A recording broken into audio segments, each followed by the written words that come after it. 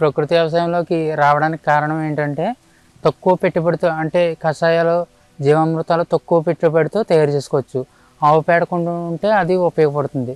ఈ తక్కువ పెట్టుబడితో అధిక లాభం పొందాలనే ఉద్దేశంతో ఈ ప్రకృతి వ్యవసాయంలోకి రావడం జరిగింది.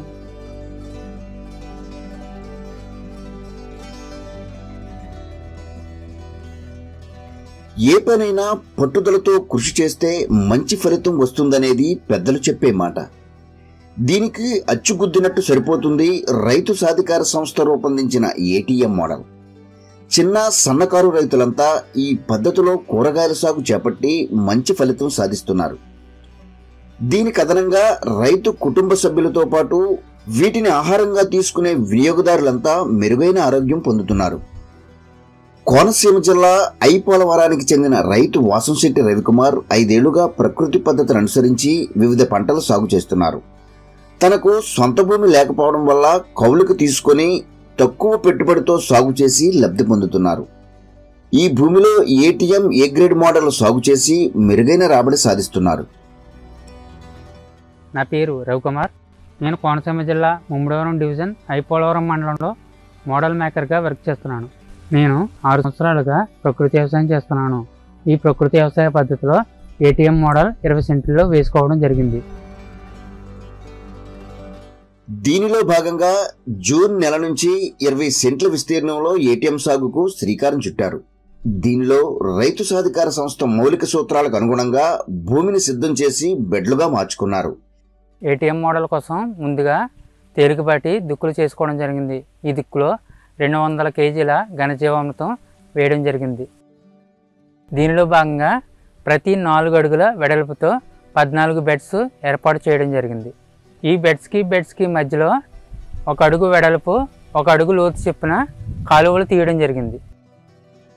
దీనిలో వేసిన విత్తనాలను నారును ముందుగా విత్తన శుద్ధి, నారు శుద్ధి చేయడం జరిగింది. మొత్తంగా నేను ఈ 20 సెంట్ల ఏటీఎం మోడల్లో 15 రకాల పంటలు వేయడం జరిగింది. ఈ విధంగా సిద్ధమైన భూమిలో ఆకుకూరలు, కూరగాయలు, తీగజాతి, దుంపజాతితో పాటు ఎర్ర పంటలను నాటుకున్నారు. వీటిలో సంస్థ రూపొందించిన రాజీలేని సూత్రాలను అమలు చేశారు. ఈ ఆకుకూరలు వచ్చేసరికి తోటకూర, గోంగూర, చుక్కకూర, పాలకూర వేయడం జరిగింది. కాయగూరలు వచ్చేసరికి వంగ, మిర్చి, బెండ, టమాటా వేయడం జరిగింది. తీగజాతి బీర, చిక్కుడు వేయడం జరిగింది. దుంపజాతి క్యారెట్, బీట్రూట్, ముల్లంగి వేయడం జరిగింది. దీనితో పాటు మొక్కజొన్న, బంతి, అరటి, కొబ్బరి వేయడం జరిగింది. పంట రక్షణకు మరియు మొక్క ఎదుగుదలకు ప్రతి 15 రోజులకు ఒకసారి ద్రవజీవామృతం పిచికారీ చేయడం జరుగుతుంది.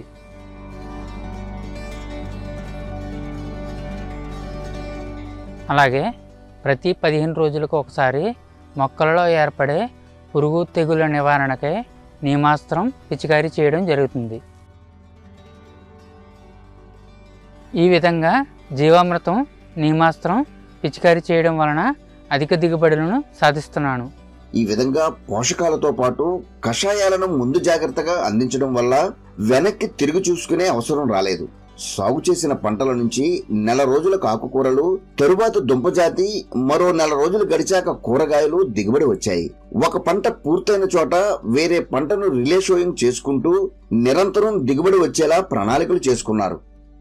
ఈ విధంగా దిగుబడి వచ్చిన ఉత్పత్తులను ఇంటి వద్ద అమ్మకం చేయడంతో పాటు ప్రభుత్వ కార్యాలయాల వద్ద ప్రత్యేకంగా స్టాల్స్ ఏర్పాటు చేసి విక్రయిస్తున్నారు. వీటి నుంచి నెలకు 5,000 వరకు నికర ఆదాయం సాధిస్తున్నారు. తక్కువ విస్తీర్ణంలో సాగు చేయడం వల్ల పనులన్నీ కుటుంబ సభ్యులే పూర్తి చేసుకుంటున్నారు. సాగు ప్రారంభం నుంచి ఒక క్రమ పద్ధతిలో పోషకాలను అందించడం వల్ల భూమి సారవంతంగా మారింది. వానపాములు సైతం వృద్ధి చెందాయి.